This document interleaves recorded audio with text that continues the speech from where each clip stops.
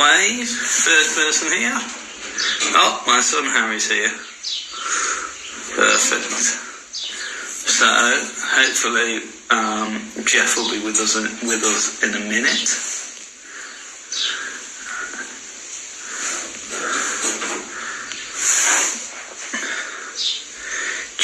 Chuck Cook was good. Very, very interested, especially the chat about Hogan. I thought it was fascinating.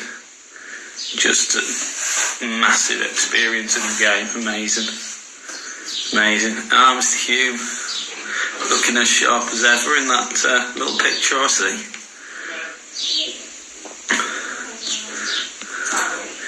Evening, Dave. Joshio in the house. Just waiting for Radar. He says he's here, so he must be on a minute. He's on tonight. Could be anybody, Rich. Jeff Smith, Radar. Here he is.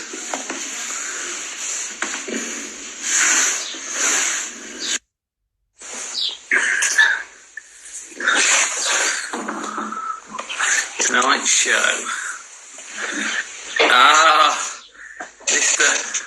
Mr. Radar, how are you? Hey, what's up, bud? I'm alright, thank you. You? Yeah, doing well. Hey? You locked up like us over here, doing nothing, can't go out, just sit and talk on Instagram all day? I mean, that's what we're doing. Hey? That's what we're doing these days. You know what? I say to everybody, it's amazing how many top coaches from around the globe who've worked at the very top of the game are all sat at home. And you could never contact with this number of people worldwide at any other time. No, it's just an amazing...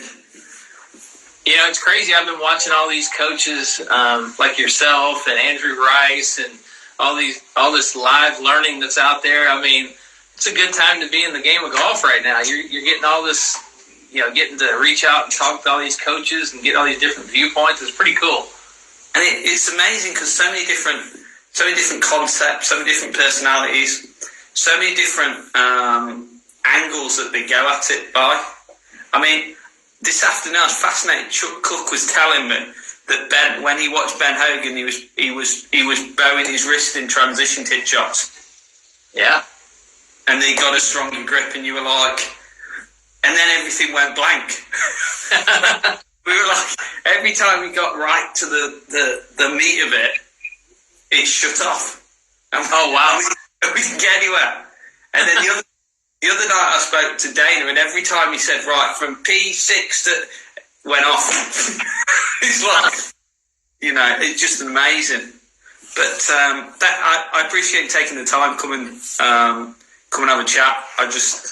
I'm intrigued with what you do because I think, out of everybody online, you've produced some phenomenal looking actions, and at the same time, what I would perceive as your number one player, Scott Piercy or Aaron Wise, put my teeth in, don't necessarily display the same look in action as I see from day to day. Yeah,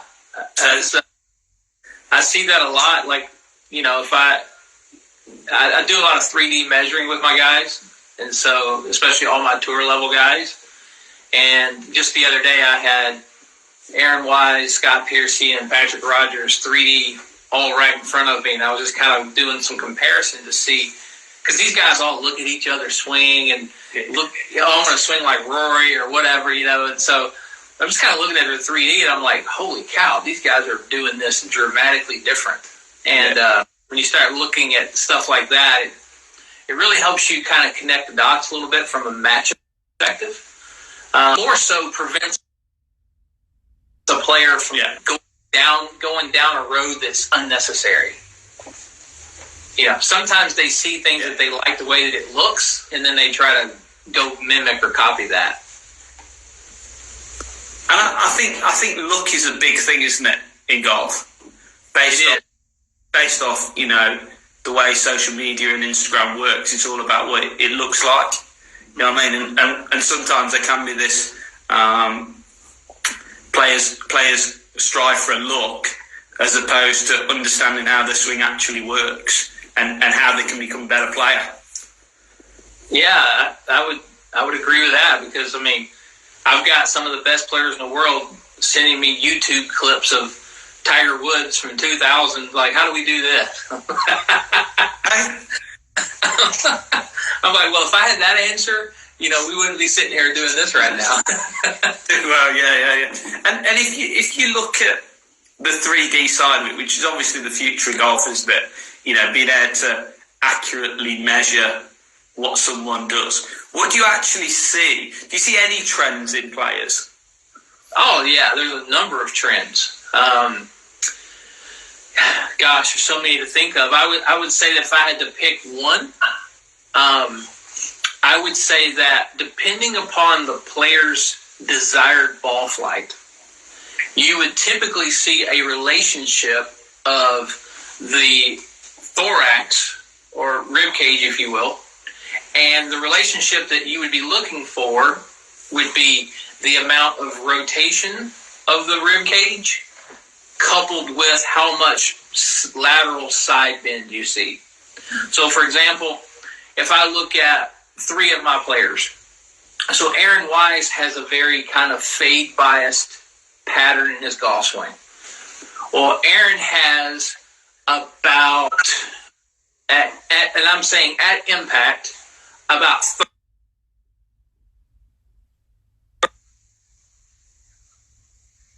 So those things aren't exactly one-to-one, which creates a more leftward bias swing direction and a little bit more fade bias to a swing.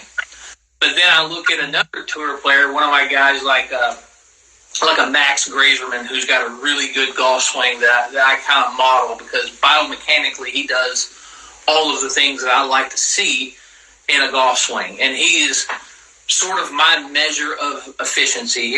Here's a kid that's like 5'10", 170 that swings a driver 125, 26 miles an hour. So it's not a big guy, but swings really fast. Now, when you look at his 3D, you see the thorax rotated the same amount that he's in right side bend. And because of that, Max works the ball both ways, right to left. And then you might see a guy who has more of a draw bias pattern who's going to be more side bent than they would be rotated open. And so those are like little patterns that I will see with virtually every player that I measure. I can look at their 3D and basically go, yep, this guy's a fader, this guy's a drawer, or this guy works it both ways. And it's just looking at one body segment and how they're matching that up. And that obviously, to start with, comes from how the player wants to hit the ball. No question. Because your plan of what you want them to do surely starts with what they like to see from a ball flight. Well, honestly, no. Sometimes a player will come to me and they're completely dysfunctional, and they're trying to do something. They have an idea of what kind of shot they want to hit as a stock shot, and their body just simply doesn't want to move that way. And I'm like, man, you're trying to jam a square peg in a round hole here. It'd be much easier for you to hit a fade. Yeah. And what's funny is when I start to ask them questions like, if you had to hit this fairway right now for $100, what would you do? Well, I'd hit a little low cut out there. I'm like, well, why are we standing out here trying to hit high draws on the range all day long? Your body doesn't want to do that. Your body doesn't want to side bend enough to lower the club down behind you and get the club into a trailing position so you can swing into out. So sometimes it's not just... Now, when you talk about the highest level of player, a PGA Tour player, they're typically going to come to you with a historical playing reference. And it'll sound something like, Jeff, when I played my best golf, I used to hit draws. Yeah. And so when you think about that, you're like, okay, physiologically, what was the player doing? You're trying to reverse engineer to get back to when they played their best golf. If that makes sense. Yeah. So, and I suppose there is a point when they're younger where you look at their physiology, build, mobility, etc., and decide which path to put them on. Sure. I would say at the younger age, my emphasis is really on skill development, trying to get them as skilled as possible, which means I would have them shaping the ball both ways. I'd have them doing a lot of sort of 9 ball flight drills where they're hitting it high and low and curving it right to left, because at an early age as possible, I want to create a super heightened sense of awareness of club face control. Okay. And so it'll kind of tell you, I mean, honestly, kids can bend and twist and turn and do basically anything. So they can hit draws, they can hit fades. That's one of my priorities. And then one of my other priorities is, honestly, at an early age, is getting them to swing as fast as humanly possible. Because I believe if you don't develop speed at an early age, neurologically, it's very difficult to do that later in life. And how would you go about developing more speed in, say, a young golfer? Wow. I mean, it's broad. We would start with, our intent is going to be to swing really hard and really fast. I would do something like I'd put them on TrackMan and I'd say, okay, I want you to hit me your stock driver shot here into this fairway. And I'd look at their club head speed and whatever it is. Let's say it's 80 miles an hour. And then I would say, okay, now there's no fairway and I want you to hit this as hard as humanly possible. Show me the top end. And that's going to be somewhere around 86, 87 miles an hour. It's going to be considerably faster. And so neurologically, you need to train them in that 86 or 87 mile per hour range. That's chaos. It's almost like out of control, because they're going to always go to the course and kind of throttle it back down.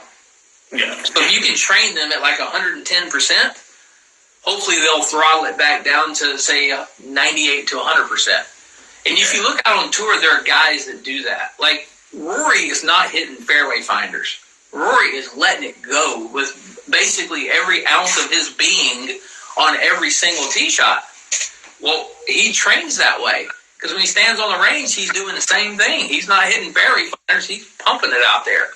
But then you've got guys like Tony Finau who are dialing it way back, in competition. So when he's on the range, he's not hitting it 350. He's hitting fairway finders on the range. So how you train is basically what you fall back to in competition. So if you want them to be faster in competition, you got to start training them to be more explosive. And I suppose there's a psychological side to that as well, isn't there? That, if you're confident enough to deliver it in at that speed, and you're not worried or no fear in your mind as to where the ball's going to go, you probably are going to commit to it a little bit more as well. Yeah, yes, and I would also take that a step further and say, when I have someone, I believe that when someone is swinging at 110%, their kinematic sequence is better, and they're also not thinking about how they want to move their arms, their body, and the club. They're thinking about how to create force. Like, one of the things I'll tell my juniors all the time, because I know they're nervous. They're playing a big tournament. They step up on the first tee. As I'm walking to the first tee with them, I'm talking to them. I know they're nervous. I tell them to get on the first tee and hit it as hard as they can. And so they usually smoke it right down the middle, and it kind of sets the tone for the round. The butterflies are gone. They're not nervous anymore, and so there's a lot of freedom in playing golf that way. We all know what it feels like to stand on the tee box and try to steer one down the middle. It's usually we hit our worst shots. People use the term committed or uncommitted. I think I don't think it's that, because I think when I'm trying to steer one down the fairway, I'm committed. I'm committed to steering it into the fairway somewhere. Just neurologically and kinematically, I'm not able to do it because I'm setting like little roadblocks in there. I'm thinking about, is my backswing good? I got it on plane, blah, blah, blah. Did I drop it in the slot? Did I turn? Like, we can't process all of that while we're trying to hit a golf ball. If you step up there with one goal of just smashing it, the brain's pretty powerful. It's going to organize and sequence this thing to be able to generate a lot of speed. And more times than not, you're going to probably hit it better trying to hit it harder than you would trying to steer it anyways. Well, I think there's every chance, isn't there, that if in your mind's eye you see trouble and you're trying to guide it away from the trouble, you probably create a slightly different sequence anyway in order to try and deliver that in. In which case you're then worse, aren't you? No doubt. You're sure and crooked then, aren't you? Which is never going to be a great way to play. But when you look at it, Jeff, and you talk about it being committed and stand up and smoke, but there's also the side that in order to be able to do that, you can't have a mind full of technical information. Yeah, to hit it. I think the best athletes are reactive. They're reacting to their environment. I think of it like Tom Brady. He's an NFL American footballer. Probably the greatest quarterback of all time. And Brady is known for being highly technical.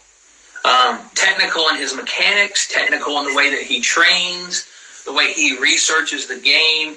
Like he is basically a scientist playing quarterback. But I know that when the heat is on and he's under center and he drops back and there's 300-pound defensive tackles collapsing on him, trying to tear his head off, and there's a receiver that's sprinting across the field at about 20 miles an hour, he isn't thinking about the trajectory of his arm, his wrist, his elbow. He is seeing a moving human being run across the field, and he's anticipating where that guy is going to be, and he's throwing it into a space to where the receiver can keep running unimpeded and catch that football and keep going with it. So he's reacting. He's reacting to the pressure around him, the defensive players that are trying to tackle him that are all around his feet. He's reacting to the speed of the players in coverage. He's reacting to all these things. And golfers, athletes in general, operate at a much higher amplitude when they are reacting to things around them. It's kind of like putting, Sometimes I watch guys hit putts, and I'm like, how in the hell do they know how to play that ball, play that much break and that much speed? And it's just all a reactive nature. And so at times when you're overthinking mechanics on the golf course, you're just breaking all that down. You're breaking your ability to react to your environment, all that down. Now, with that being said, if you have poor mechanics, you're going to have a really hard time reacting, to your environment. So you have to have a technical emphasis in your practice and how you structure things to improve your skill level so that you can be the most cerebral and the most reactive. So how do you structure the practice of the player in order to perform at a higher level and then thus being able to react to what's in front of them? Yeah. So, I take a typical week on the PGA Tour with my guys. So Mondays are usually pretty light days, depending on whether they traveled the day before from a previous tournament. But a lot of times we will do work on a Monday. And if we do work on a Monday, it's a highly technical day. And what I mean by that is we're typically working, all my guys are typically working on something technical in some part of their game. It might be full swing mechanics, it might be short game related, or it might even be putting related. But whatever that area of their game that we're working on will be a lot of feedback. So video, TrackMan. If we're at home, it's 3D, force plates, it's all of the tech involved, the Sam Putt Lab, the Quintech, it's all the technology that we would use. So we're using all that technology to provide feedback and to make change and to structure that change. So a Monday would be that day where we're doing all of our at a tour event, we're doing all of our drills on the range that we've said, okay, we have this technical emphasis that we want to achieve. This set of drills helps us work towards that. So we'd be doing all those drills and stuff on a Monday. Now, a Tuesday comes along, and it's a little closer to when we're going to tee it up in the tournament. We would probably start a Tuesday with a little bit of a technical emphasis, so we'd run through those same kind of drills. But then we would start to shift at some point from technical to more reactionary. So maybe we're trying to really dial in yardages. So I've got TrackMan down on the ground. We're running through a combine. We're running through, I've created a lot of various versions, a lot of variety and versions of combines on TrackMan that I have with my players that really force adaptation. There's a requirement that they have to meet to move to the next shot. And it's way more strenuous than anything they would ever do in competition. So it's my way of kind of forcing adaptation, forcing them to be more precise with distance control or trajectory with their wedges and stuff like that. The latter part of a Tuesday would probably be going to play 9 holes. So it's the first part is let's work technically, let's see if we can dial in the yardages, and then let's go see how that translates during a 9-hole practice round or something like that. And then a Wednesday rolls around, and we generally have a Pro-Am to play, 18-hole Pro-Am. So very little technical whatsoever. So their warm-up for that Pro-Am is all feel-based. It's just getting their body loose. It's shaping shots to targets. It's really dialing in a feel for club face and club path awareness. And then we go play a full Pro-Am. And then when Thursday rolls around and we start warming up for that first round, again, absolutely zero technical. It's all feel-based. It's, again, it's loosening up the body. It's shaping shots. It's some of my guys will actually pull their yardage book out, and they'll say, all right, first hole, what do we like there? They'll talk to their caddy. I like 3-wood off this tee. All right, your left side of your fairway's here. So they start playing the holes maybe a little bit in their head in their warm-up. So there's a lot of different things like that kind of. The bottom line is we go from highly technical to no technical whatsoever as it gets closer to the first round. And when you go, with these guys, they obviously got trends or tendencies they keep falling back to. Yeah. So the technical information you're probably get is probably quite consistent in a way. Sure. Relative to what they're trying to achieve long term. Yeah, and because at the end of the day, we're trying to force adaptation. We're trying to change a motor pattern, and that can take quite some time. And so one of the best things you can do as a coach is be very consistent in your delivery in your method for problem solving, whatever that issue is. Because before you tell somebody to do something, you should observe what they're doing. Before you ever say a word to them, you should ask yourself, okay, what's the root cause of this problem? How do I get to the root cause? What needs to change in their swing, if we're talking about a swing issue? And then you need to present that information in a way which they can easily understand it. And then you need to structure a way for them to actually make the change. And so if you follow those steps and orders, you shouldn't see yourself out there every week saying, well, let's try this, let's try that. If you're doing that shit, then you didn't give them the right diagnosis to begin with, and that's on you.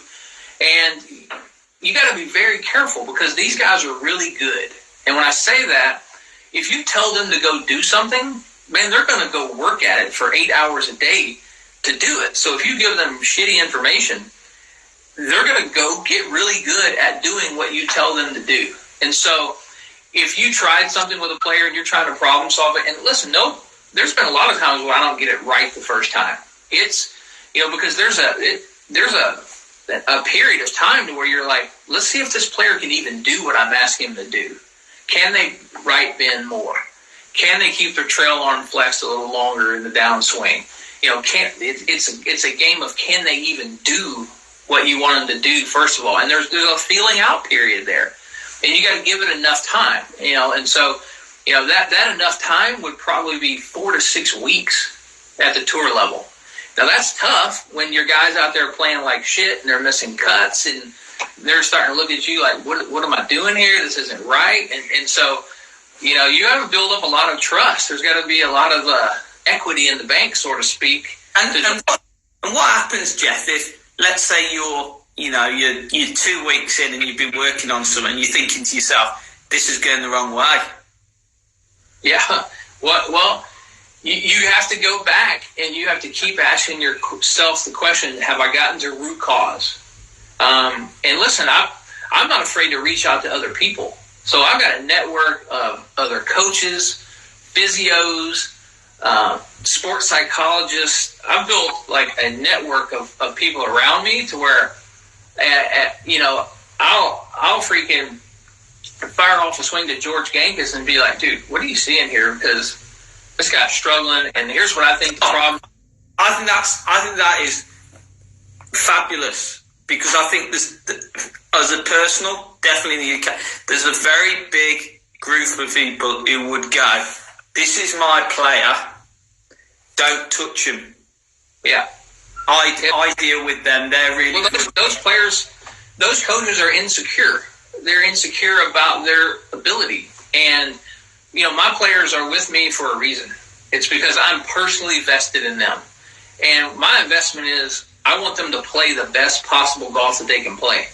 Whether the idea or solution comes from me or Butch Harmon or Sean Foley, like, the bottom line is that they got the right information. We fixed the problem.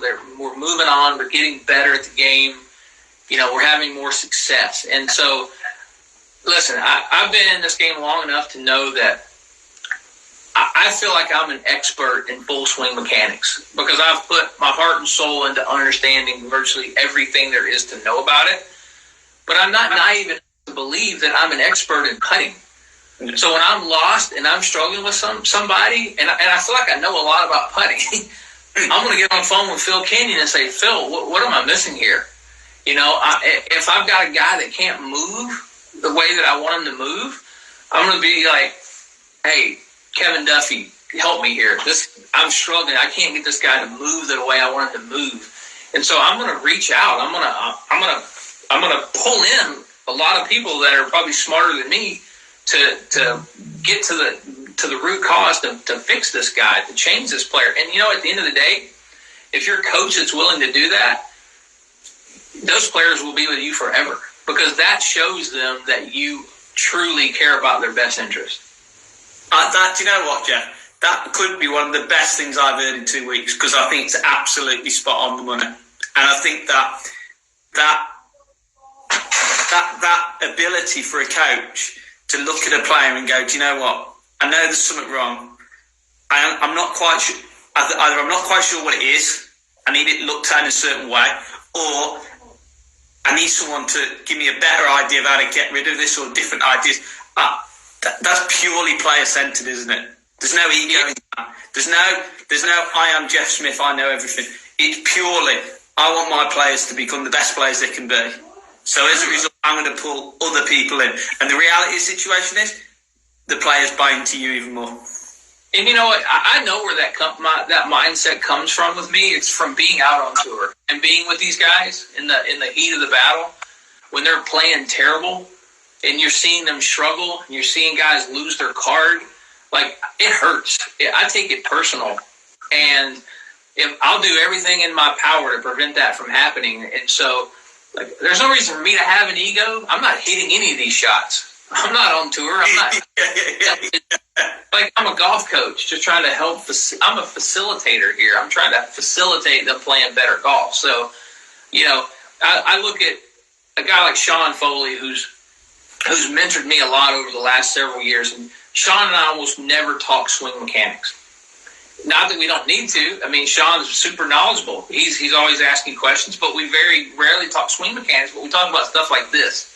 And so he set an example. Like, I watched him with guys like Rosie and, Hunter Mahan and all those guys. He was not ever afraid to bring in other people to help his guys play the best. And that's why, honestly, that's why they stay with him. And that's why they have great success. And he's got a great relationship with all those players. And, like, the reality becomes they won't want to leave. True. I mean, there's a trust factor there. Golf's a lonely sport, man, especially at the highest level. Brutally hot, brutally lonely because, man, you're the only one out there. You got to hit the shots. There's nobody to tag in and come bail you out, and you're on that stage 24/7 in front of those people on the television, and those guys got to surround themselves with people that they trust, first of all, that are going to give them great information.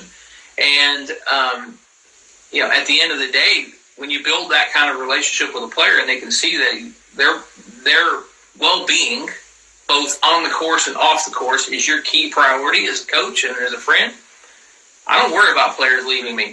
That's going to happen. Every coach is going to lose players. Can't worry about it. If you do the best job you can for that player, and you bring in the skills that they require, you produce a program that is player-centered, coach-driven, and you bring all the other specialists or people in to join the party. that player gets better. You know, that I can't, you know, you can't see players going, I'm going to try that guy now, I'm going to try that guy. Because you as a coach are going, look, you know, pull that bit or pull that bit in to create this all-round player. Have you got good examples of that where it's worked really well? Yeah. I mean, I'll give you a recent example. Scott Piercy is one of the best ball strikers I've ever witnessed. Day in and day out. He doesn't practice. He doesn't have to practice very much. His swing doesn't put any stress on his body. You know, he's 41 years old and still swings a driver 118 miles an hour. So he's got plenty of speed. And he just literally can fall out of the bed every day and put the sweet spot right on the ball. So his ball striking stats are always at the top, the top of the game. And he's won 4 times on tour and played majors and all this stuff, and he's had a great career. But the putter has always held him back. And the last couple of years, he got really bad. I think we finished 2018 at like 196 in strokes gained putting, and 2017 was probably around that same time period. And like I said, I feel like I know a lot about putting. I mean, I've talked to some very smart people. I've been around some great putters. I've owned the Sam Putt Lab for 8 years. I've done all the research, the 3D, and I'm just not getting through to this guy. Let me go pull someone in. And so I reached out to a guy named Stephen Sweeney, who works with a lot of guys out on tour, and just brilliant. Right away, there was some visual stuff that I was missing from Scott's perspective in terms of alignment and how he was seeing the line and the ball path to the hole and all those things. And Stephen was able to measure this stuff and kind of quantify it and some drills and really put him on a kind of a clear path. And he finished the last part of last season with the best putting stats he's ever had, and he started this season really coming along. And so he's been had a string of top 10s, playing really well, but more importantly, he's got more confidence in the putter than he's ever had. And so when you start to get confident, next thing you know, you start practicing a little bit more, because when you're struggling and you're putting miserably, you don't just go practice and practice and practice. You actually don't want to go to the putting green. You don't want to be anywhere near a putter. And so he would just stand on the range hitting 8 irons all day long because it made him feel good about his game, So, that's a perfect example right there, pulling in somebody to do that. And then, from a physio standpoint, I pulled in guys like Kevin Duffy to work with Aaron Wise on his body. Aaron's had some issues with hips over the years, stemming back to his younger days, his youth, when he was in a car wreck and potentially hurt one of his right hip. And so, I brought in Kevin to help him with that. And so, I've got hundreds of examples of bringing in coaches to help guys, whether it be short game related or body related or, heck, even sports psychology. And I suppose if more people have that mindset, there'd be more information being shared and players would get even better. Absolutely. But, man, I don't understand the mindset. But when I got into golf, dating myself here quite a long time ago, golf pros were extremely territorial. And I don't know why. Oh, I do know why. The only thing I can say is it comes out of insecurity, right? Golf pros did not allow you to come watch them teach lessons. Golf pros did not allow other pros to come to their property and shadow them or teach a lesson or use their facility or anything like that. They definitely didn't send their players to other coaches for help. And, that's changed because, I don't want to sound like I'm figured it out here because there's tons of coaches that are doing what I'm doing. Guys like Mark Blackburn. Heck, most of the guys on tour who are out there, they're having any success with their players long term are following kind of this blueprint. I think that's absolutely brilliant. Absolutely brilliant. More people should do it because it'd be the benefit of the player, wouldn't it, at the end of the day?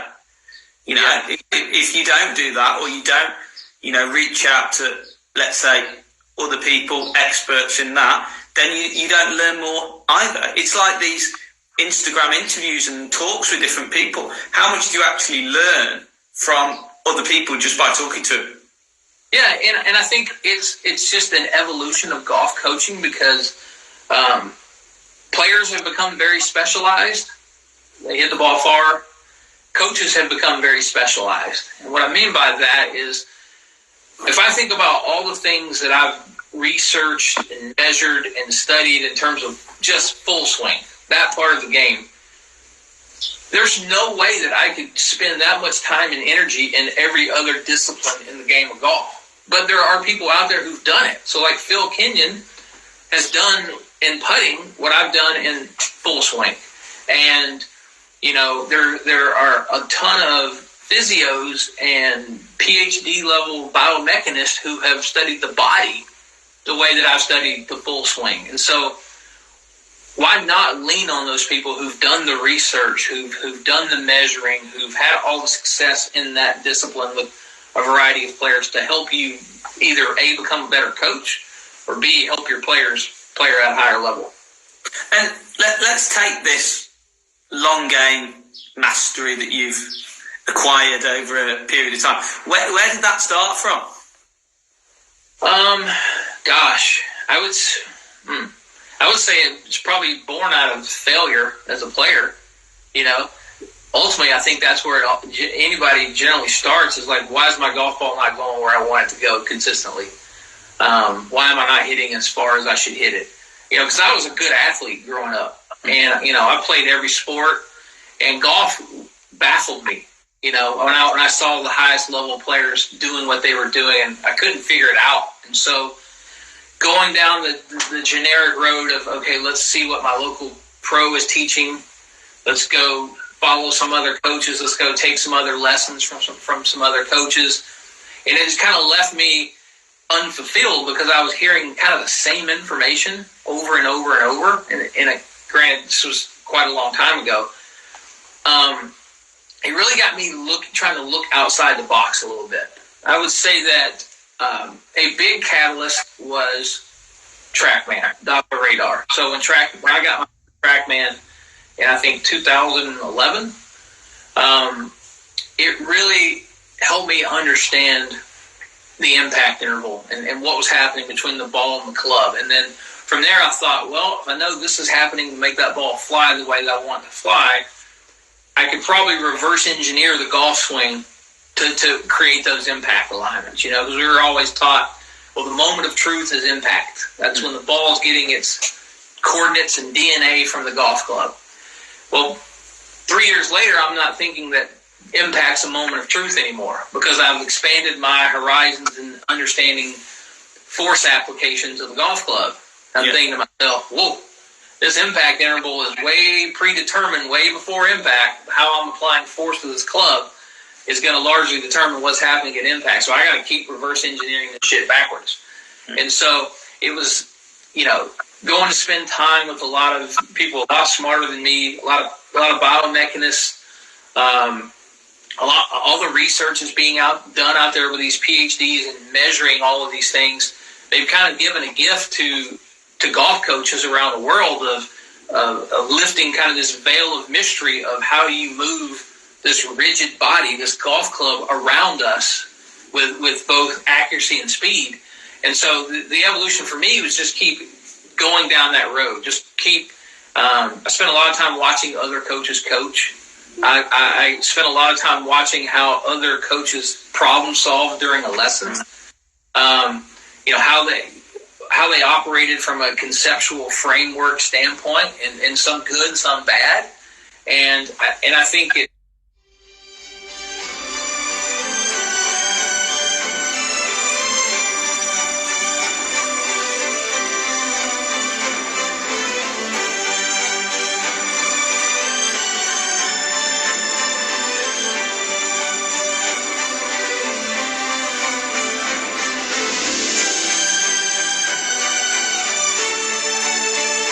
Right when I was in the middle of it.